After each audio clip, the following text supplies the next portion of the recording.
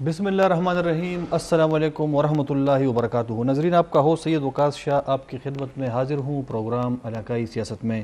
ناظرین، آج اس پروگرام میں ہمارے مہمان ہیں تحریک اصلاحات پاکستان پارٹی کے چیئرمین جناب الحاج شاہجی گل افریدی صاحب۔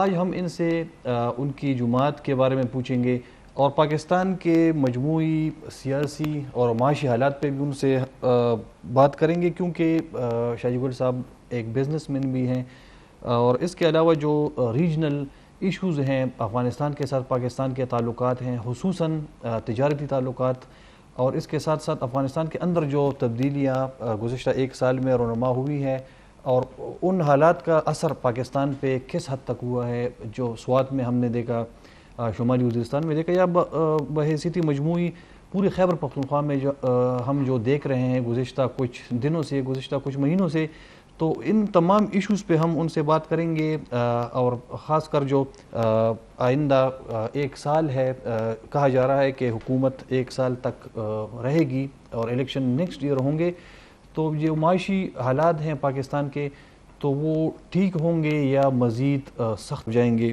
شاہجی گل صاحب السلام علیکم۔ وعلیکم السلام بہت وقاص صاحب، شکریہ، میں آپ کے ادارے کا، آپ کی ٹیم کا شکریہ ادا کرتا ہوں کہ آپ نے ہمیں پروگرام کے لیے بلایا، اور ہمارا جو ایک سوچ ہے، ذمہ داری ہے، ویژن ہے، نظریہ ہے، عوام تک پہنچنے کے لیے پروگرام کرنے کے لیے بلایا۔ تھینک یو، بہت شکریہ۔ اچھا شاہجی گل صاحب، یہ تحریک اصلاحات پاکستان پارٹی، آپ نے اس کی بنیاد کیوں رکھی؟ اس سے پہلے آپ کا تعلق باپ پارٹی کے ساتھ تھا، تو باپ پارٹی آپ نے کیوں چھوڑی؟ وقاص صاحب، میں باپ پارٹی میں نہیں رہا ہوں، اور نہ میں کسی سیاسی پارٹی میں رہا ہوں، جی، اور میں نے الحمدللہ اس ملک کے لیے بغیر، اور اس قوم کے لیے بغیر پارٹی کے امبریلے کہ میں نے جو کام کیے 72 سالوں میں نہیں ہوا تھا، جس میں آئین تکمیل پاکستان شامل ہے، جس میں صرف میں تھا جس نے بارڈر فینسنگ کی کھل کر حمایت کی، اور پاکستان کو TIR transport international route central Asia Europe تک کا جو گیٹ وے کہا جاتا ہے ہمارے خیبر پختونخوا صوبے کو ابھی، تو وہ گیٹ وے الحمدللہ وہ ٹریڈ کا پاکستان کو ممبر بنا ہے۔ اسی طرح آٹو پالیسی میں میرا رول رہا ہے، باقی جتنے بھی ملک میں اہم ایشوز آتے تھے اس میں میرا ایک رول اسمبلی کے اندر رہا ہے۔ تو میرا جو ویژن ہے، اور میرا جو ویژن الحمدللہ آنے والے وقت کے لیے تھا، تو وہ میں اور کسی پارٹی میں پورا نہیں کر سکتا تھا، اس لیے میں کسی پارٹی میں نہیں گیا ہوں، کیونکہ مجھے پتا تھا کہ جب تک میں اپنے پلیٹ فارم سے ان سب چیزوں کو آگے لے کر نہیں جاؤں گا تو ظاہر ہے کہ میں اگر کسی پارٹی میں بھی جاتا تو اس میں میری پوری بات تو نہیں مانی جاتی۔ ابھی میں نے پارٹی بنایا جیسا میرا مرضی ہو، جیسا میں اچھا سمجھتا ہوں ملک اور قوم کے لیے، جیسا میرے ساتھی جو ہوتے ہیں وہ بہتر سمجھتے ہیں، تو ہم اس طرح سب فیصلے کریں گے۔ باقی بلوچستان عوامی پارٹی کے حوالے سے، کیونکہ بلوچستان عوامی پارٹی کے ساتھ جب گزشتہ الیکشن تھے تو میں اس پر آتا ہوں، آپ نے نشست جیتنے کے بعد اس کو جوائن کیا، بالکل ہم نے ان کو جوائن کیا، مگر وہ ہم نے ایک اسٹریٹجی کی وجہ سے جوائن کیا۔ اسٹریٹجی یہ تھا کہ ہمارے KP میں جتنے سیاسی پارٹیاں تھی، PTI کے پاس 2/3 میجورٹی ہے، تو اگر ہم کسی بھی سیاسی پارٹی میں جاتے تو ہم اپوزیشن میں بیٹھتے، تو ہم نے ایک تیر سے 3 شکار کیے۔ ایک تو یہ 2 بھی نہیں 3 شکار کیا، یس بتاتا ہوں، تینوں شکار بتاتا ہوں۔ ایک تو یہ شکار کیا کہ اگر ہم کسی سیاسی پارٹی کو جوائن نہ کرتے تو ہمارے جو انڈیپینڈنٹ MPA تھے ان کا کوئی نتیجہ اسمبلی کے اندر نہیں نکل آتا، اور ایک فیمیل ممبر بنانا ہم ضروری سمجھتے تھے قبائلی عوام کے لیے، تو اس کے لیے ہم نے بلوچستان عوامی پارٹی کو چوز کیا، اور الحمدللہ اس پلیٹ فارم سے ہم نے خیبر پختونخوا کے پروونشل اسمبلی سے اپنے علاقے سے شنواری لنڈی کوتل سے ہمارا ایک فیمیل ممبر بنی بصیرت شنواری بی بی۔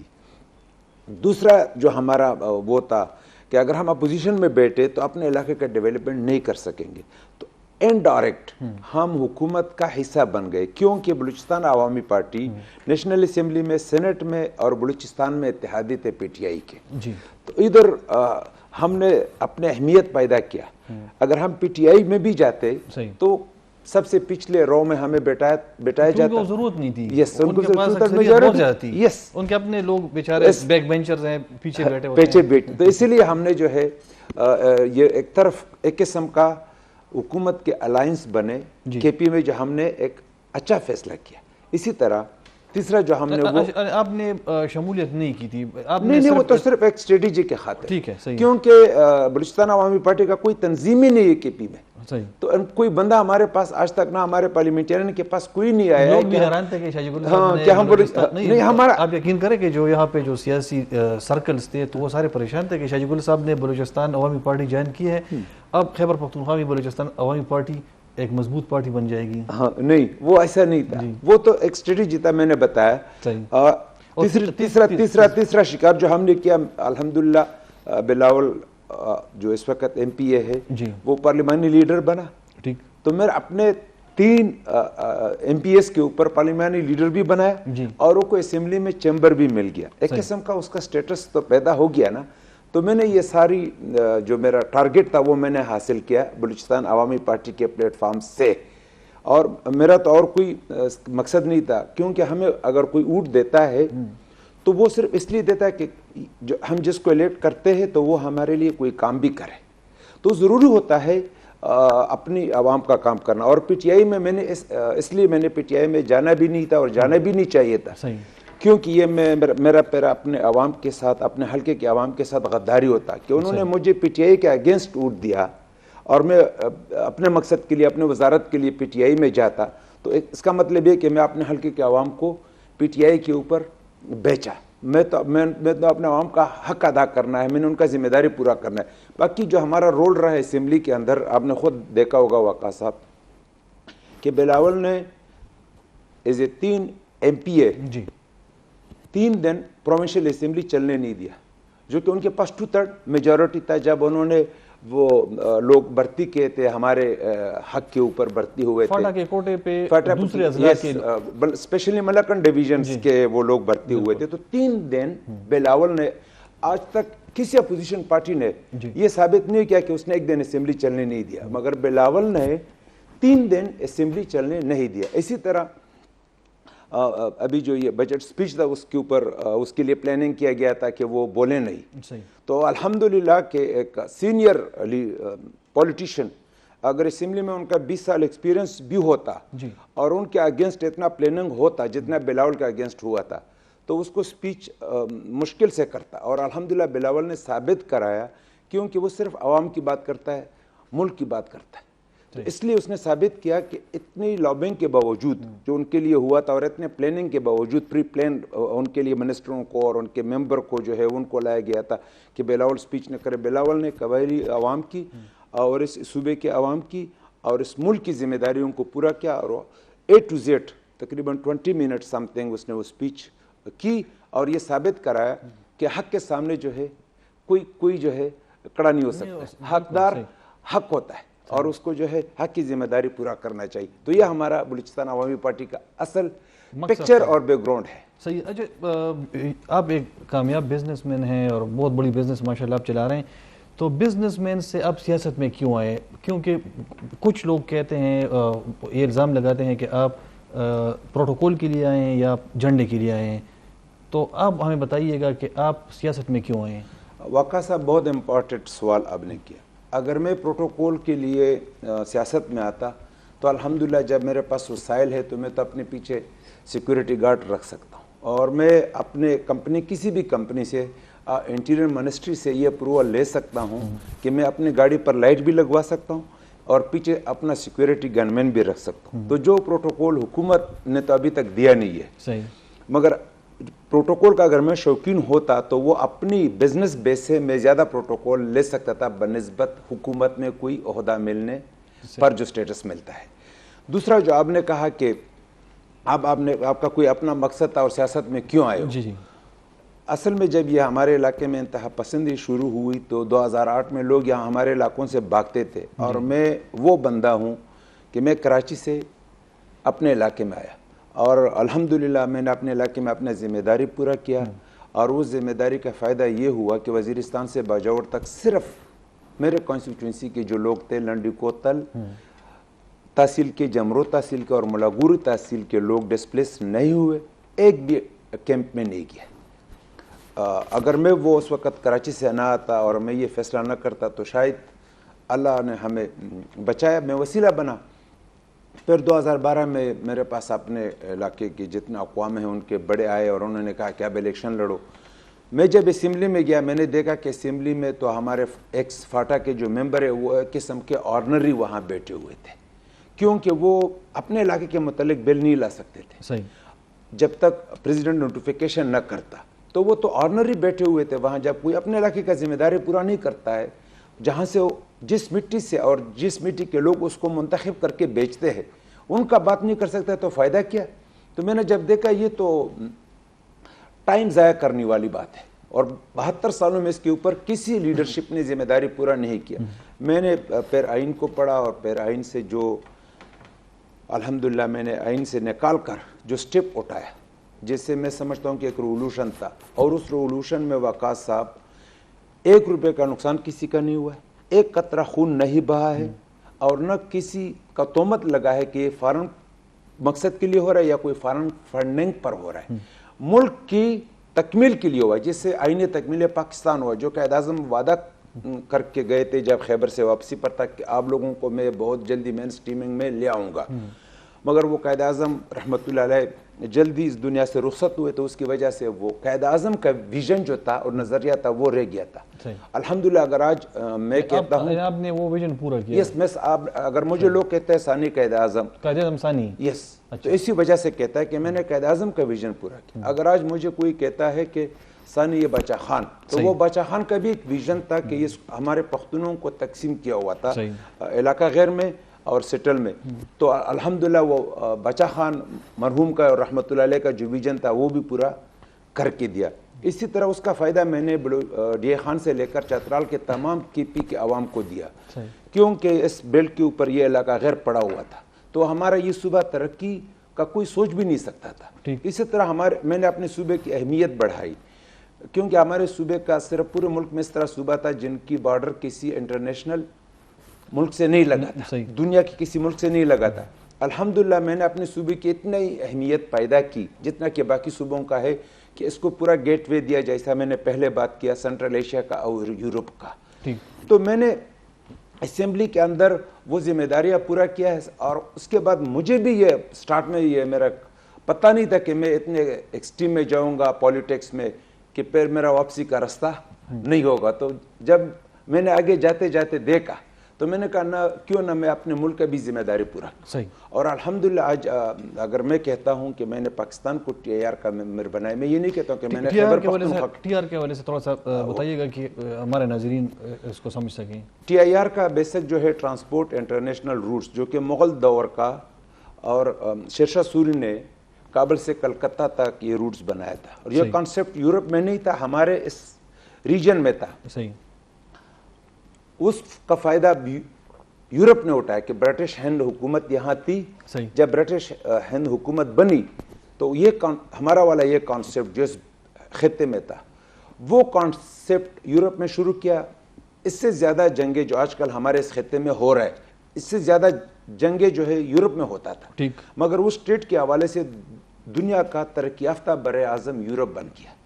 تو یہ ٹریڈ بنتا سینکڑوں سالوں سے, جو ترکمانستان تھا, تاجکستان تھا, ازبکستان تھا, ان کے اوپر رشیا نے قبضہ کیا, اور پھر ملک کے اندر کسی لیڈرز نے یہ ذمہ داری پورا نہیں کی کہ یہ ٹریڈ دوبارہ کھولتا. تو الحمدللہ میں نے وہ ٹریڈ دوبارہ بحال کیا جو شیر شاہ سوری کے وقت کا تھا, اور پھر اس کے بعد جو ہے یہ بند ہو گیا تھا.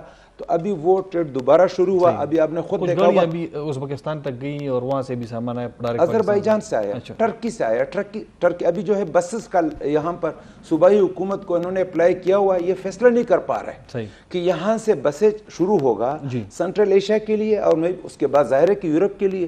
ابھی تو ہم ٹی آئی آر کے ممبر بنے, ابھی یورپی یونین ہمیں یہ نہیں کہہ سکتے کہ آپ کی گاڑی ہمارے یورپی یونین میں نہیں آ سکتا. آپ سوشل میڈیا پر دیکھتے ہوں گے کہ بہت سارے پاکستانی ابھی بائی روڈ عیدوں کے دنوں میں, باقی دنوں میں جو ہے وہ سارے اپنے گاڑیوں میں, اسپیشلی پنجاب کے اور کشمیر کے زیادہ لوگ آ رہے ہیں. تو یہ وہی ٹی آئی آر کا پالیسی جب ہم اس کے ممبر بنے تو اس کے تحت یہ ساری چیزیں کھل گیا. ابھی ان کو پرمٹ ملتا ہے اپنے گاڑیوں کا, جو کوئی اپنی گاڑی میں بائی روڈ آنا چاہتا ہو تو یورپ سے لوگ آتے ہیں اور وہی گاڑی پھر واپس لے کر جاتے ہیں. روڈ پاس ٹرانزٹ ٹائپ. یس, پرمٹ ملتا ہے. چھوٹا سا بریک لیتا ہوں, اس کے بعد آئیں گے پھر مزید بات کریں گے. ناظرین ایک چھوٹا سا وقفہ لیتے ہیں.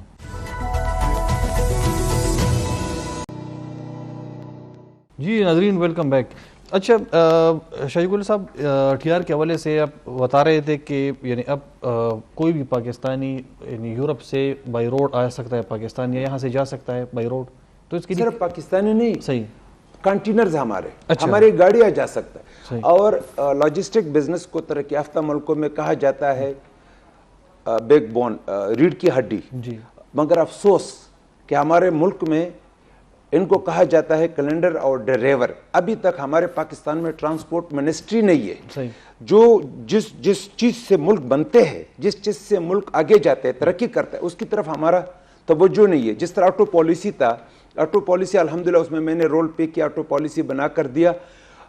انڈسٹری کے زبان میں آٹو پالیسی کو کہا جاتا ہے مدر آف انڈسٹری, اور یہ ہم نے اس کے اوپر کام ہی نہیں کیا تھا. ابھی دنیا کا الحمدللہ 15 کمپنی جو ہے پاکستان میں آیا, انویسٹمنٹ آیا. اس سے میرا فیلڈ تھا, میرا چھوٹا موٹا بزنس تھا, تو اس میں میرا ایکسپیرینس تھا. میں نے اس ایکسپیرینس کا فائدہ ملک اور قوم کو پہنچایا. اور یہ کانسیپٹ یورپ میں پورے ویسٹرن کنٹری میں چلتا ہے کہ جو بھی کوئی بندہ منتخب ہو کر آتا ہے تو اس سے اسی چیز کا فائدہ لیا جاتا ہے جو اس کو ایکسپیرینس ہو, بالکل جو ایکسپرٹیز ہو اس میں. یہ کس حکومت میں, عمران خان صاحب کی حکومت میں آپ نے کیا یہ؟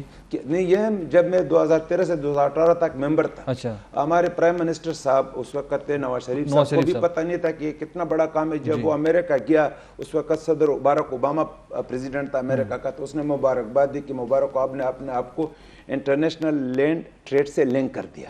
آپ کو پتہ ہوگا کہ ہمارا یہاں کا گورنر صاحب اور سی ایم صاحب بھی اس اہمیت کو نہیں جانتا تھا. کیپٹل سے کامرس منسٹر آیا تھا اسلام آباد سے, اور 2-3 اور بندے آئے تھے. جو پہلی گاڑی آئی تورخام کے روٹس پر, تو انہوں نے ریسیو کرایا. اور میں سمجھتا ہوں کہ ہمارے گورنر صاحب کو اور ہمارے اسپیشلی چیف منسٹر صاحب کو بہت بڑا فنکشن کرنا چاہیے تھا. پورے پاکستانیوں کو اور دنیا کو ایک میسج دینا تھا کہ جس علاقے کو دہشت گردی کے نام پر یاد کرایا جاتا تھا, ابھی وہ انٹرنیشنل ٹریڈ کا روٹس بن گیا, مگر اس کے اوپر اس وقت انہوں نے اس کو اتنا اہمیت نہیں دیا. اور اس کا میں یہی سمجھتا ہوں کہ جس کا ایکسپیرینس نہ ہو اس چیز میں تو اس کو پتہ نہیں ہوتا ہے. تو یہ ایک بہت بڑا کام تھا, اور اس کو ہم نے اتنا زیادہ ایڈورٹائز نہیں کرایا جس سے ہم اپنے صوبے کو, اپنے روٹس کو, اپنے عوام کو فائدہ دلاتا. لوگوں کو بھی نہیں پتا, اگر لوگوں کو بتا دیتے تھوڑا سا, اگر یہ کیمپین چلا دیتے ٹی وی پہ اویئرنیس, بہت لوگوں کو فائدہ ہوتا. نہیں, یہ باقاعدہ میں سمجھتا ہوں کہ ہمارے علاقے کے لوگوں کو, پشاور کے لوگوں کو, ہمارے جتنے خیبر کے لوگوں کو روڈوں کے اوپر آنا چاہیے تھا. میرا یہ ویژن اور نظریہ ہے کہ جب میں نے کہا ہوا ہے کہ میں نے جب 2013 کا الیکشن لڑا ہوا کہا صاحب, میں نے لوگوں کو یہی کہا تھا کہ میں پھر کہوں گا کہ میں نے اپنے ملک اور قوم کے لیے کام کیا.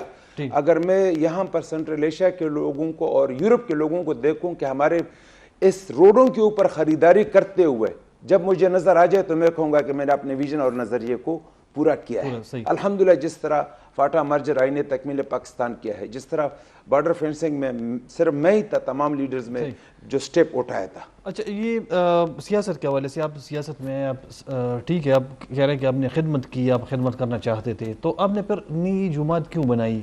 بہت سارے سیاسی جماعتیں تھیں پاکستان میں نون لیگ کے ساتھ, یا جو پچھلے جو ہمارے وزیر اعظم صاحب تھے نواز شریف صاحب, ان کے ساتھ بھی آپ کے اچھے تعلقات تھے.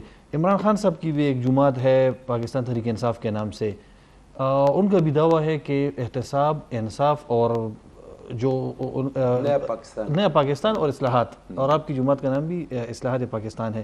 تو آپ پی ٹی آئی میں کیوں نہیں گئے؟ پی ٹی آئی کے پلیٹ فارم سے آپ نے کیوں سیاست شروع نہیں کی؟ دیکھیے, پی ٹی آئی کے پلیٹ فارم سے میں نے اس لیے سیاست نہیں کی, میں عمران خان صاحب کو سیاست سے نہیں جانتا ہوں. میں اس کو 1992 سے جانتا ہوں, جب وہ آسٹریلیا سے کھیل کر آتا ہوتا کرکٹ کے زمانے سے, اور وہ سنگاپور آتا تھا. اس وقت میں سنگاپور میں بزنس کرتا تھا. تو وہاں پر ایمبیسیڈر تھے ہمارے سلیم نواز گنڈا پور صاحب, اس وقت ہائی کمشنرز, تو وہ ان کے گھر پر آتے تھے, ان کے آفس میں آتے تھے, ہم ملتے تھے ایک دوسرے کے ساتھ. جب اس کے لیے شوکت خانے کے لیے فنڈ ریزنگ کرتے تھے تو میرا اس میں رول رہا ہے. کہ میں تمام بزنس کمیونٹی کو 1-2 دفعہ وہاں لے کر گیا ہوں. جتنا تھا الحمدللہ لوگوں نے ٹھیک ٹھاک پیسہ دیا. اور آج جیسا بھی اگر عمران خان دعویٰ کرتا ہے کہ شوکت خانم ہاسپیٹل اور کینسر کا علاج کا پاکستان میں وہ نہیں تھا اور آ گیا, تو اس میں ہر ایک کا تعاون شامل ہے, ہر پاکستانی کا, جس جگہ پر بھی. عمران خان کو میں اس وقت سے جانتا تھا اور مجھے اس لیے یہ پتہ تھا کہ یہ ڈیلیور نہیں کر سکے گا, یہ صرف سپیچز تک محدود ہوگا. کہ جب ایک ایکسپیرینس نہ ہونا کسی کا تو وہ نہیں آگے کامیاب ہو سکتا. تو اس نے کبھی زندگی میں ایک اینٹ بھی نہیں رکھا ہے کہ اس نے کوئی کنسٹرکشن کیا ہو, انڈسٹری بنایا ہو, کوئی کمرشل جگہ بنایا ہو جسے یہ سمجھا ہو کہ اسے اتنا انکم آنا چاہیے, اتنا انکم کے لیے آگے پلاننگ کرنا چاہیے. اسی طرح عمران خان ڈیلیور نہیں کر سکا. اگر ان کا یہ ایکسپیرینس ہوتا تو عمران خان ڈیلیور کرتا. اور عمران خان جو ابھی بات کر رہا ہے, جو بیانیہ ابھی اس نے شروع کیا, اگر یہ بیانیہ وہ ابھی ان کا جو بیان ہے وہ کہہ رہا ہے کہ ہم کوئی غلام ہیں, ہاں کہ آپ ہمیں کہیں اور ہم مان لیں. ہاں وقاص صاحب, اگر یہ ان کو صرف اقتدار کا فکر نہ ہوتا اور ملک اور قوم کا فکر ہوتا تو یہ فیصلہ اس کو 2019 میں کرنا چاہیے تھا. 1 سال صبر کر کے دیکھتا. 2018 میں ان کو حکومت ملی اگست میں, اگست 2019 تک یہ اقتدار پر رہتا. اور اگر اس کو اقتدار کا شوق نہ ہوتا اور یہ اصل معنوں میں ملک اور قوم کا خدمت کرتا تو اس کو 2019 اگست میں حکومت کرسی کو چھوڑنا چاہیے تھا. اس نے تو کرسی چھوڑا نہیں ہے, اس کو تو کرسی سے نکالا گیا ہے, اور جو ایک آئینی طور پر نکالا گیا ہے. ابھی جب وہ کرسی سے باہر آئے تو اس نے یہ ساری باتیں شروع کی. اگر یہ باتیں حقیقت ہوتی تو یہ اس کو 2019 میں کرنا چاہیے تھا, تب ہم مانتے کہ یہ ملک اور قوم کے لیے سیاست کر رہے. تو اس لیے عمران خان صاحب کا میں خود بات بتاتا ہوں, میں تو نہیں تھا اس میں, میرا چھوٹا بھائی. آپ سمجھتے ہیں کہ عمران خان صاحب ڈیلیور نہیں کر سکتے, اسی وجہ سے آپ نے تحریک انصاف کے پلیٹ فارم جانا آپ نے نہیں سمجھا مناسب؟ 100%. دیکھیے میرا بھائی سینیٹر صاحب تھا, سینٹ کا چیئرمین تھا, پرویز خٹک صاحب تھا اور عمران خان صاحب تھا, یہ چاروں بیٹے تھے. اور عمران خان صاحب نے میرے بھائی سینیٹر تاج محمد سے سوال کیا کہ پورا کے پی ٹی آئی میں شامل ہو رہے, صرف آپ کا فیملی ہے, اس کا کیا وجہ ہے کہ آپ پی ٹی آئی میں نہیں آتے ہو؟ تو ہم اسی لیے پی ٹی آئی میں جاتا, ہم نہیں گئے کہ ہم جانتے تھے کہ یہ جو باتیں کر رہا ہے یہ پاسبل نہیں ہے. 1 کروڑ نوکریاں دینا, 50 لاکھ گھر بنانا, یہ ممکن ہی نہیں تھا. تو اس لیے ہم پہلے سے سمجھ گئے تھے کہ یہ ڈیلیور نہیں کر سکے گا. تو اگر ہم پی ٹی آئی میں شامل ہو جاتے تو پھر لوکل باڈی کا ووٹ ہمیں لوگ دیتے, جو کہ ابھی ہمارے 2 ممبرز ہیں تحصیل چیئرمین کے بلدیاتی انتخابات. تو اسی لیے لوگوں نے ہمیں ووٹ دیے اور پی ٹی آئی کو ووٹ نہیں دیا کہ ہم پی ٹی آئی میں نہیں گئے. اگر ہم پی ٹی آئی میں جاتے تو ہمیں بھی ریجیکٹ کرتا. اور ابھی آپ نے پوچھا کہ آپ کسی سیاسی پارٹی میں کیوں نہیں گیا. بالکل نواز شریف صاحب کے ساتھ میرا اچھا تعلقات ہے, میں اس کا ابھی بھی قدر عزت کرتا ہوں, ملک کے لیے اس نے بہت کام کیا ہے. میں نواز شریف صاحب کی پارٹی میں مجھے نہیں لگتا تھا کہ میں اپنا یہ ویژن اور میرا جو نظریہ ہے اس کو پائے تکمیل تک پہنچاؤں گا, کیونکہ اگر میں کسی بھی وہاں پر پارٹی کی کسی بھی عہدے کے اوپر میں جاتا تو ظاہر ہے کہ میں سمجھتا تھا کہ میں وہ کام نہیں کر سکتا ہوں جو اپنے انڈیپینڈنٹ یا اپنی پارٹی آزادی کی حیثیت سے میں کر سکتا ہوں. تو باقی یہاں ہماری جو مذہبی جماعتی تھی ان کو بھی میں یہ سمجھتا ہوں کہ انہوں نے بھی اپنی ذمہ داریوں کو پورا نہیں کیا. تو میں تو عوام کو بیوقوف نہیں بنانا چاہتا تھا. دیکھیں آپ یہاں مولانا صاحب آپ سمجھتے ہیں کہ انہوں نے بھی وعدے پورے نہیں کیے؟ میں ایک بات بتاتا ہوں, صرف آپ کو بھی اس پروگرام میں بتاتا ہوں, اور اس کا مطلب ہے کہ میں پورے پاکستانی عوام کو بتانا چاہتا ہوں کہ یہ اسلام کے نام پر ووٹ لیتا ہے. اس نے اسلام کا کیا خدمت کیا ہے؟ اسلام کا اگر اس نے صرف ہمارے رمضان اور عید کو سعودی کے ساتھ ایک ٹائم پر کر لیتا تو میں سمجھتا تھا کہ ہم واقعی اس نے اسلام کا خدمت کیا ہے. تو اس نے تو ابھی تک ہمارا مذہبی ذمہ داری پورا نہیں کیا. اتفاق اور اتحاد کا ضرورت ہے, بالکل اس کا ثبوت ہوتا. اور میں سمجھتا کہ اس نے اسلام کا خدمت کیا ہے. میں صرف عوام کو یہ بتانا چاہتا ہوں, میں سمجھتا کہ واقعی اس نے اسلام کی خدمت کیا ہے. اگر یہ ہمارے لیے, کیونکہ دنیا میں صرف پاکستان ہے, انڈیا تو اسلامی ملک نہیں ہے. اگر انڈیا میں عید نہیں ہوتا ہے یا رمضان نہیں رکھا جاتا ہے اس دن جس دن, باقی پوری دنیا میں ہم سے सिंगापुर तो 3 घंटे पहले, सऊदी से 5 घंटे पहले, सही। और मलेशिया में इस्लामी मुल्क है, इंडोनेशिया इस्लामी मुल्क है, मगर उन्होंने सबको बैठाकर जिस तरह शरई तौर पर सबको कन्विंस करा के तमाम मसलकों को, तमाम मजहबों को, मुसलमानों की लीडरशिप को, और उन्होंने कहा कि हाँ, जब सऊदी अरब ऐलान करे हमें ईद करना चाहिए, जब सऊदी ऐलान करे हमें रोज़ा रखना चाहिए। तो मैं इसलिए समझता हूँ कि हमारी जो मजहबी जमात है, जो मजहब के नाम पर, इस्लाम के नाम पर वोट लेता है आवाम से, उन्होंने भी अपनी जिम्मेदारी को पूरा नहीं किया। नहीं तो मैं शायद, मैं क्लियर कट बताता हूँ, मैं शायद जीआई में जाता। अगर मेरे साथ फिक्र होता कि मैंने सीट जीतना है और मैंने अपने पार्टी, जिस पार्टी में मैं जाऊं वहां पर अपना अहमियत पैदा करना है, तो अगर मुझे सबसे ज्यादा स्कोप था तो वो जीआई में था, मुझे आगे जाने का सबसे ज्यादा। तो मगर मैं सिर्फ इसलिए नहीं गया हूं कि मैं समझता था कि इस पार्टी ने जिस नाम पर आवाम से पिछले 72 सालों से वोट ले रहे, वो कुछ पूरा नहीं कराया, एक जिम्मेदारी को पूरा नहीं किया, तो बाकी क्या जिम्मेदारियों को पूरा किया गया। तो इसका मतलब ये कि सिर्फ ये अपने मफाद के लिए और अपनी कुर्सी के लिए इस्लाम का नाम इस्तेमाल करता है और उसके ऊपर इक़्तिदार करते हैं। सही है। अच्छा, अब आपने भी फरमाया कि इमरान खान साहब ने वादा पूरा नहीं किया 1 करोड़ नौकरियों का, 50 लाख घरों का। अगर उनकी जगह आप होते तो आपका जो विजन है, जो आपकी जो सोच है, तो क्या अगर आपको इमरान खान साहब की जगह वज़ीर-ए-आज़म बनने का मौका मिलता तो आप ये कर दिखाते, 1 करोड़ नौकरियाँ दे देते लोगों को या 50 लाख घर? नहीं, इसके लिए जो सबसे पहले काम करना ज़रूरी है इस मुल्क को आगे ले जाने के लिए, सही, जैसा कि नवाज शरीफ साहब ने किया कि 2013 में आया और ये नारे के ऊपर लोगों ने वोट दिया कि मैं लोड शेडिंग को ख़त्म करूँगा। क्योंकि अगर लोड शेडिंग ख़त्म नहीं होता तो आपका इंडस्ट्री जो लगा हुआ था वो भी नहीं चल पाता, बंद था। इसी तरह हमारे मुल्क को जो सबसे ज़्यादा ज़रूरी, जिस ज़रूरत से हमारे मुल्क की मुश्किलात ख़त्म हो सकते हैं और आवाम की मुश्किलात ख़त्म हो सकते हैं, वो है इंडस्ट्री का रिवोल्यूशन लाना। जब तक आप इस मुल्क में इंडस्ट्री को इस तरह, इसके लिए इस तरह मिसालें नहीं बनाएंगे, आप इस तरह पॉलिसी नहीं देंगे इंटरनेशनल कम्युनिटी को, दुनिया की तमाम, कि वो इन्वेस्टमेंट बाहर से आए और हमारे मुल्क में लगाए, उसके लिए ज़रूरी चीज़ जो है सबसे पहले वो है अमन। इसलिए हमारे पार्टी का नारा है अमन, और हमारे पार्टी का दूसरा नारा है अखुवत। जब तक हम आपस में ये इस बात को ख़त्म न करें कि ये सिंधी है, ये पंजाबी है, ये बलोच है, ये पख्तून है, ये कश्मीरी है, ये गिलगिती है, आपस में हम ये न कहें कि हम एक पाकिस्तानी हैं, तो उस वक्त तक फॉरेन इन्वेस्टमेंट हमारे मुल्क में नहीं आ सकता। सही है। तो इसलिए हमारी पार्टी का दूसरा जो नारा है और विजन और नजरिया है वो भाईचारा आपस में पैदा करना, कि इस चीज को हम खत्म करें। सही। हम ये कहें कि हम एक पाकिस्तानी हैं, तब हम फॉरेन इन्वेस्टमेंट के लिए सोच सकते हैं, तब हम बेरोजगारी को खत्म करने के लिए सोच सकते हैं, तब हम गुर्बत खत्म करने के लिए सोच सकते हैं, तभी हम अपने मुल्क को आगे ले जाने का सोच सकता है। ठीक। इंडिया को देखे, बहुत बड़ा एग्जाम्पल है इंडिया का। इंडिया में कितनी ज़बानें बोली जाती हैं, कितने मज़हब के लोग वहाँ रहते हैं, बहुत सारे मज़हबों के लोग रहते हैं, मगर वहाँ पर भी फॉरेन इन्वेस्टमेंट आ रहा है। क्यों आ रहा है? कि वहाँ पर अमन है, जो भी इन्वेस्टमेंट करता है उसको पता है कि मेरा इन्वेस्टमेंट रिस्क पर नहीं है। सही। और बाकी हमारे जो हुकूमती पॉलिसी उसमें बहुत सारे चेंजेस करना पड़ेगा, जैसा कि हम कॉर्पोरेटेड नेट इनकम टैक्स लेते हैं 29%। जब तक हम जितने भी दुनिया की तरक्की पजीर मुल्क है, वियतनाम है, सारा सबसे ज़्यादा भी foreign investment China, Vietnam, Brazil, India, इन 4 मुल्कों में जाता है। जब और इन सब का जो है कॉर्पोरेटेड इनकम टैक्स रेट जो है वो 14 to 15% है और हमारा है 29%।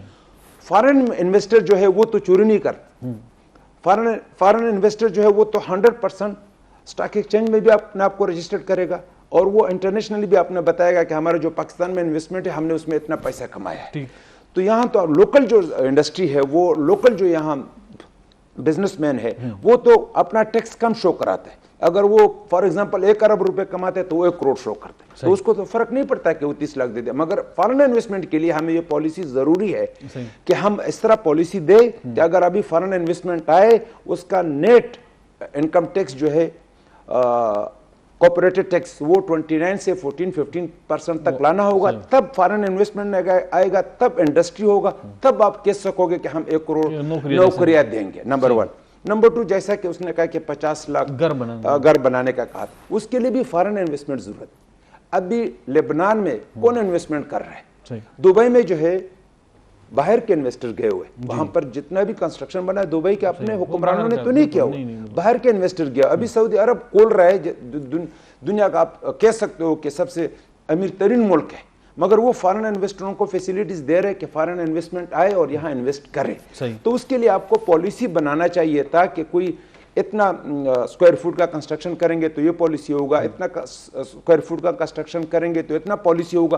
تو اس کے لیے بغیر پالیسی کا اگر آپ کہتے ہو کہ میں 50 لاکھ گھر بناؤں گا, ناممکن. اس کے ساتھ آپ کو پالیسی بنانا ہوگا. یا آپ اسد عمر صاحب فائنانس منسٹر جب بنے اور کیوں فیل ہو گئے, اس کی بنیادی وجہ یہی تھا کہ وہ اس نے بھی اپنا بزنس نہیں کیا تھا. وہ ظاہر اور کمپنیوں میں رہا ہے اور انگروں میں وہ سی او تھا, وہ اپنی جگہ ہے, مگر جب تک اپنی بزنس کو آپ کامیاب نہیں کرتے ہو, ہاں اس کو آگے نہیں لے کر جاتے, ایکسپیرینس نہیں ہوتا ہے, ڈیسیجن پاور نہیں ہوتا. اسد عمر میں یہی کمی تھی, اس کے پاس ڈیسیجن پاور ہی نہیں تھا. ایک چھوٹا سا بریک لیتے ہیں, اس کے بعد ناظرین ایک چھوٹا سا وقفہ لیتے ہیں.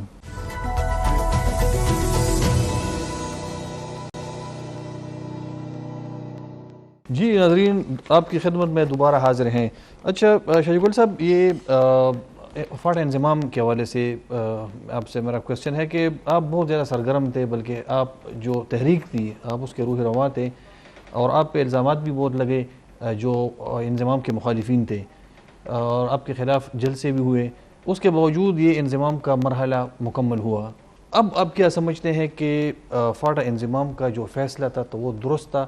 لوگوں کے ساتھ جو وعدے کیے گئے تھے فاٹا انضمام سے پہلے حکومت کی جانب سے, مرکزی حکومت کی جانب سے, تو کیا وہ سارے وعدے اور سارے جو دعوے تھے ان کو انہوں نے پورے کیے؟ دیکھیں وقاص صاحب, میں بات یہاں سے شروع کروں گا یہ انضمام کے حوالے سے, آئین تکمیل کے حوالے سے, کہ میں نے جو کامیابی حاصل کی تھی وہ یہ تھی کہ میں نے تمام سیاسی پارٹیوں کو اپنے ساتھ ایک پیج پر کرایا تھا. ملک کے تمام اداروں کو, اس وقت تو مین اسٹیک ہولڈر جو تھا ہمارا وہ تو آرمی تھا, 3 لاکھ آرمی ہمارے اس قبائلی علاقے میں تھا. بالکل. تو میں نے ان سب کو اپنے ساتھ ایک پیج پر کرایا, اور اس ایک پیج کا فائدہ پہنچا. اور الحمدللہ جتنی بھی مخالف قوتیں تھے, جو مافیا تھا, جو کہ ایک پولیٹیکل ایجنٹ 50-50 60-60 کروڑ روپے پر لگتا تھا, اس کے سامنے کسی کو کڑا ہونا ناممکن بات تھا اور مشکل بات تھا, مگر الحمدللہ میں اس کا بینیفیشری نہیں تھا. تو ان سب کا میں نے مقابلہ کیا. اور باقی جو یہ امارات یافتہ لوگ تھے, ملکان وغیرہ تھے, ان کا تو حق بنتا ہے, ان کی دکانداری بند ہوا ہے. تو اب کسی کا دکان بند کرو تو وہ تو احتجاج کرے گا, چیخے گا, تو ان کا حق بنتا ہے کہ وہ چیخے اور احتجاج کرتے رہے, کیونکہ 200 سال 150 سال سے وہ یہ انجوائے کر رہا تھا. اس کا میں یہ بات بھی ضرور کہوں گا کہ اگر عمران خان یہ فیصلہ کرتا ان 3 موقعوں کے اوپر کہ تمام سیاسی لیڈرشپ کو اپنے ساتھ میں لاتا, جیسا میں مرجر میں کامیاب ہوا ہوں اور 72 سالوں میں کوئی لیڈر کامیاب نہیں ہوا ہے, تو اس کی وجہ یہی تھا کہ میں نے تمام سیاسی پارٹیوں کو اور تمام اداروں کو ایک پیج پر کرایا, تو آئین تکمیل پاکستان ہو گیا. عمران خان سے تو یہی غلطی ہوا ہے. پہلا غلطی ان سے یہ ہوا ہے کہ اس نے جو بات کہی کہ میں کسی کو ہاتھ میں لینا بھی مناسب نہیں سمجھتا ہوں. کورونا بہت بڑا دنیا انٹرنیشنلی بہت بڑا کرائسس آیا, پتہ نہیں کتنے 100 سالوں کے بعد اس قسم کا ایک حالات بنا کہ پوری دنیا بند ہو گیا. اور اس وقت بھی عمران خان نے اکیلے فیصلے کیے, اس وقت اس اے پی سی کرنا چاہیے تھا, ایک اس وقت. دوسرا, جب ڈالر کا مسئلہ آیا اس ملک میں اکانومی کا, تو اکانومی کے اوپر اس کو اے پی سی کرنا چاہیے تھا. تمام سیاسی لیڈرشپ کو, ملک کے تمام اس اداروں کو جو اس ملک میں ایک رول پے کر رہے ہیں, اس کو بٹانا چاہیے تھا, اس کے اوپر فیصلے لینا چاہیے تھا. اسی طرح تیسرا موقع آیا جب امریکن فورس افغانستان سے نکلنے لگا. یہ ایک بہت بڑا فیصلہ تھا ہمارے لیے, کیونکہ وہ 20 سال سے افغانستان میں تھے. تو اس وقت اس نے نہ قوم کو اعتماد میں لیا, نہ سیاسی لیڈرشپ کو اعتماد میں لیا, نہ اداروں کو آپس میں آیا کہ اس کے بعد ہمارا کیا اسٹریٹجی ہوگا. آج اگر ہم اس چیز کو دوبارہ دیکھ رہے سوات میں یا فاٹا میں, ایکس فاٹا میں, این ایم ڈی میں, تو اس کی بنیادی وجہ یہی ہے کہ امریکن فورس جب یہاں سے نکل رہے تھے, اس وقت اس حکومت کی ذمہ داری یہی ہوتی ہے کہ اس وقت اس کو تمام سیاسی پارٹیوں کو اور ملک کے اداروں کو بلا لیتے اور اس کو کہتے کہ یہ نکل رہے, ہمیں کیا کیا اسٹریٹجی اپنانا چاہیے تاکہ آئندہ کے لیے ہم یہ مسئلے کو فیس نہ کریں. تو یہ سب نقصان اس نے اپنے پارٹی کو اور ملک کو دیا اس کی وجہ سے کہ وہ یہ کہتا تھا کہ میں کسی کے ساتھ ہاتھ ملانا بھی وہ نہیں کرتا ہوں. دیکھو عوام بہتر جانتا ہے کہ کون چور ہے کون ٹھیک ہے. اگر آپ کسی کے اوپر 10 بلیم لگاتے ہو تو آپ کے اوپر 100 بلیم لگتے ہیں. آج اگر ہمارے سوات کے لوگ ملاکنڈ ڈویژن کے لوگ دوبارہ اس چیز کو دیکھ رہے اور یہاں ایک فاٹا میں لوگ دیکھ رہے ہیں نارتھ وزیرستان میں سوات میں گزشتہ دنوں حالات تھوڑے سے خراب ہو گئے تھے تو شکر ہے کنٹرول میں آ گئے دوبارہ, لیکن نارتھ وزیرستان میں جو قبائلی پٹی ہے ساؤتھ میں تو وہاں پہ ٹارگیٹ کلنگ کا جو ایشو ہے وہ بہت زیادہ سیریس ہے اور ابھی بھی کچھ دنوں سے دھرنا ہے جو عثمان خیل ہیں یا اس حوالے سے اس جرگے پہ بات کرتے ہیں جو جرگہ وفاقی حکومت نے بنایا ہے. تو آپ تو میں اس کے اوپر بات کرتا ہوں. دیکھو وقاص صاحب یہی تو میں جو بھی غلط ہوگا یہ نہیں ہے کہ میں صرف عمران خان کے خلاف بات کروں گا. فیڈرل حکومت نے نمائندگی کیوں نہیں ہے؟ نہیں یہی نہیں بات. فیڈرل حکومت نے مرڈر کیا ہے, مرڈر یہ کیا ہے کہ 18 امینڈمنٹ پہ آپ نے اختیارات دیا صوبے کو. لا اینڈ آرڈر کا اختیارات کس کے ساتھ ہے؟ صوبے کے ساتھ. اب بھی یہ جرگہ جو تھا یا نارتھ وزیرستان کا ایشو یا پورا NMD کا ایشوز جو ہے وہ کس کے انڈر آتا ہے؟ صوبے کے انڈر آتا ہے. تو آپ کو فیڈرل حکومت کو صوبے کو بلانا چاہیے تھا یا صوبے کو ریفر کرنا چاہیے تھا, تو پھر اس میں PTI بھی شامل ہوتا اور صوبے کے تمام سیاسی پارٹیاں بھی شامل ہو جاتے. ہم اگر نمائندگی کرتا ہے تو NMD نیو مجسٹک کے بیس سے کرتے ہیں. اگر ہم اس جرگے میں نہیں گئے یا PTI نہیں گیا ہے اس کا میں سمجھتا ہوں فیڈرل حکومت نے غلط فیصلہ کیا, غلط کیا, اور اس لیے وہ ناکام بھی ہوا کہ آج جرگہ ہوا اس کے دوسرے دن 4 بندے موٹر سائیکلوں کے اوپر ان کو ٹارگٹ کیا گیا اور وہ قتل ہو گئے. تو یہی وجہ ہوتا ہے کہ جب تک ابھی بھی جو اتحادیوں کا حکومت ہے فیڈرل میں اگر وہ اس طرح فیصلے کریں گے وہ بھی غلط نتیجہ اس کا نکل آئے گا. جیسا بھی ہو صوبے میں عمران خان کا حکومت ہے 2/3 میجورٹی سے ہے. پنجاب میں اس نے حکومت لیا ہے, جیسے بھی لیا ہے بس لیا ہے, ان کا حکومت ہے. اس کو پنجاب کو بھی اپنے ساتھ ایک پیج پر رکھنا چاہیے اور KPK کو بھی ایک پیج پر اپنے ساتھ رکھنا چاہیے. تب یہ مسئلے حل ہوں گے, تب یہ مسئلے ختم ہوں گے, تب عوام کہیں گے کہ واقعی میں جو ہماری سیاستدان ہے یا ہماری جو لیڈرشپ ہے یہ ہمارے ملک اور قوم کے حق میں فیصلے کرتے ہیں. اچھا بالکل صحیح ہے. TDP کے ساتھ جو مذاکرات ہوئے جو ہو رہے ہیں بھی کابل میں, تو آپ خود بھی اس وفد میں شامل تھے, تو جو مذاکرات تھے تو وہ کس نہج پہ پہنچ چکے ہیں بھی, کہاں پہ ہیں, کیا یہ کامیابی کی طرف جا رہے ہیں یا کچھ مسائل ہیں؟ اور آپ کا بحیثیت آپ چونکہ اس پورے ریجن کے حالات کو آپ بہتر سمجھتے ہیں, آپ نے افغانستان میں جنگ بھی دیکھی, آپ نے افغانستان کے حالات بھی دیکھے, پاکستان کے ساتھ پورے جو ایشوز ہیں, تو کیا آپ سمجھتے ہیں کہ یہ مذاکرات کامیاب ہو جائیں گے, یہاں پہ امن قائم ہو جائے گا؟ وقاص صاحب یہ مذاکرات جیسا میں نے کہا نا کہ جب امریکن فورس نکل رہے تھے اس وقت اگر ہم یہ بیٹھ کر فیصلہ کرتے تو بہتر نتیجہ نکل آتا. ابھی جب TTP سے مذاکرات ہوا تو ہم سے پہلے ہمارے سیکیورٹی ادارے 4-5 دفعہ وہاں گئے ہیں ہمارے جرگے جانے سے پہلے. جب ہمارا یہ 52-53 بندے ہم گئے جرگے کے لیے وہاں پر تو ہمارا ان کے ساتھ بات چیت ہوا, مگر ہم نے صرف یہ فائدہ حاصل کی کہ ہم نے فائر بندی کی 3 مہینے کا, اور جو وعدہ ہمارے ساتھ کیا گیا تھا اس وعدے کے خلاف وہ نہیں گئے. ابھی پھر جب یہ دوسرا جرگہ جا رہا تھا مجھے پتہ نہیں کہ اس جرگے سے مجھے کیوں نکالا, مگر میں بعد والے جرگے میں نہیں گیا تھا. ہمارا یہ جو انفارمیشن کا ایڈوائزر صاحب ہے یہ ساتھ تھا, بیرسٹر سیف صاحب تھا, اور ساتھ میں ہمارا ایکس گورنر انجینئر شوکت صاحب تھے, اور باقی لوگ تھے. یہ گئے تھے 15-16 جرگے کے ممبر تھے, تو یہ گئے تھے. ان کا مجھے پتہ نہیں کہ انہوں نے کس بات کے اوپر فیصلہ کیا ہے. ہم نے جو فیصلہ کیا تھا وہ تو ڈیمانڈ کر رہے تھے کہ فاٹا کی مرجر کو ختم کرایا جائے, اور انہوں نے یہاں تک کہا کہ ہم ریڈ لائن کھینچتے ہیں کہ اس ریڈ لائن جب تک فاٹا مرجر پر بات نہیں ہوگا اس سے آگے کوئی بات نہیں ہوگا. پھر ہم نے ان کو کنونس کیا, اور اس کنونس کرنے کے بعد ہماری کمیٹی بنی 2, ایک ہماری طرف سے کہ ان کی طرف سے, بیٹھ کر انہوں نے کہا کہ 3 مہینے ہم کوئی اس طرح خلاف ورزی نہیں کریں گے اسٹیٹ کے خلاف, پاکستان کے خلاف یا پاکستان فورسز کے خلاف یا باقی جو ہمارے ادارے ان کے خلاف, یا عوام کے لیے کوئی مشکل پیدا نہیں کریں گے. مگر اس کے بعد ہمیں پتہ نہیں ہے کہ وہ مذاکرات کیوں رک گئے. میں اس لیے رکا ہوا سمجھتا ہوں کہ سوات میں جب یہ نکل آئے, دیکھیں 14 اگست کو مجھے جو پتہ چلا ہے 100% لوگوں نے 14 اگست کے اوپر سوات میں تمام ہوٹلوں کو بک کیا تھا, اور جب یہ صرف سوشل میڈیا کے اوپر یہ خبر چلی اور میڈیا کے اوپر تو وہ 99% بکنگ کینسل ہو گئے. 99%. یہ کتنا نقصان ہو گیا میں سمجھتا ہوں.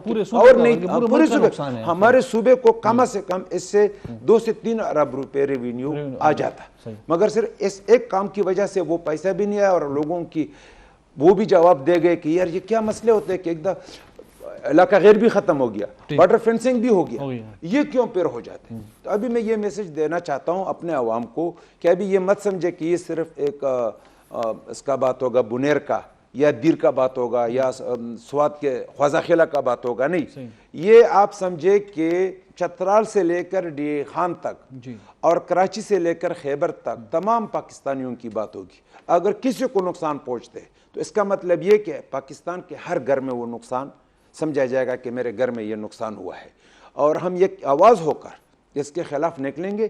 یہ ریٹ آف اسٹیٹ کا ذمہ داری ہے, اسٹیٹ کو اپنا ریٹ قائم کرنا چاہیے اور اسٹیٹ کو اپنی ذمہ داری پورا کر کے دکھانا چاہیے تاکہ عوام کا اعتماد بڑھے. یہ جب ہم نے آئین تکمیل پاکستان کیا, جب ہم نے اب کے FIA نے تمام اداروں کو جو ریڈکشن دی علاقہ غیر میں, علاقہ غیر ختم کرا دیا. اگر علاقہ غیر ختم نہ ہوتا وقاص صاحب, آج میں پاکستانی عوام کو بتانا چاہتا ہوں, تو ATF میں ہم بلیک لسٹ ہو جاتے, اور اگر ہم اس وقت بلیک لسٹ ہو جاتے تو اسی وقت ہم نے ڈیفالٹر ہونا تھا.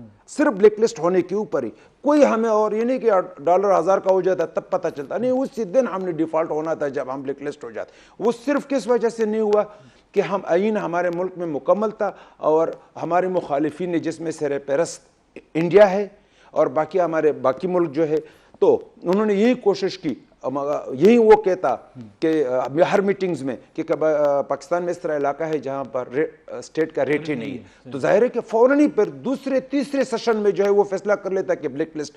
تو میں یہ کہتا ہوں کہ ملک میں جو بھی فیصلے ہے یہ فاٹا کا مرجر اور نیشنل الیکشن پلان سے. APS کے واقعے کے بعد ہم بیٹھے اور ہم نے نیشنل الیکشن پلان بنایا. ارے ٹھیک ہے, اس نیشنل الیکشن پلان کے اوپر 100% امپلیمنٹیشن نہیں ہوا ہے, مگر 50% تو ہوا ہے. 50% عمل ہونے سے فائدہ تو ہوا ہے ملک کا. تو اسی طرح جو بھی فیصلہ کرنا ہے کسی بھی حکومت نے یا کسی بھی ادارے نے مل کر کرنا چاہیے. اگر مل کر فیصلے ہوتے ہیں تو ظاہر ہے کہ اس کا فائدہ پھر پہنچتا ہے. کیوں پہنچتا ہے کہ اس میں ہر علاقے کے ہر قوم کی لیڈرشپ شامل ہوتا ہے. پھر جواب دہ کون ہوتا ہے؟ اس علاقے کے عوام کو وہ لیڈر ہوتا ہے. اگر حکومت اپنا فیصلہ کرتا ہے اور حکومت پھر جواب نہیں دے سکتے, اگر فار ایگزامپل ہمارے ادارے اپنے فیصلے کرتے ہیں پھر وہ لوگوں کے سامنے وہ جواب نہیں دے سکتے کہ یہ کیوں ہوا. تو میں یہی کہتا ہوں, یہ ہمارے پارٹی کا ویژن بھی ہے, یہ ہمارا نظریہ بھی ہے کہ ہم نے سب کو ساتھ لے کر چلنا ہے. تب اس ملک کے مسئلے حل ہوں گے, تب اس ملک کی اکانومی ٹھیک ہوگا, تب ہماری معیشت بہتر ہوگا, تب ہمارے ملک میں بے روزگاری ختم ہوگا, تب غربت ختم ہوگا, اگر ہم مل کر فیصلے کریں گے. اگر کوئی بھی حکومت بنے یا کوئی بھی پارلیمنٹیرین بنے اور وہ یہ کہے کہ میں آل آن آل ہوں, تو یہ اس کا غلطی ہے, زیادتی ہے ملک اور قوم کے ساتھ. نقصان ہے. اچھا, آپ حکومت کی بات کرتے ہیں تو آپ PDM حکومت کے حمایتی ہیں یا مخالف ہیں؟ نہیں, ہم بالکل اس وقت نیوٹرل ہیں. اچھا, ہم تماشبین ہیں, ہم تماشا دیکھ رہے ہیں کہ ہاں یہ ضرور کہتا ہے اگر کوئی اچھا کر رہا ہے تو اس کو اچھا کہتے ہیں, اگر کوئی غلط کر رہا ہے, جیسا بھی فیڈرل حکومت نے غلطی کی کہ نارتھ وزیرستان کو جو جرگہ بھیجا اس کو صوبے میں ان بورڈ کرنا چاہیے. صوبے کا کیوں ہے 18 امینڈمنٹ میں یہ غلطی.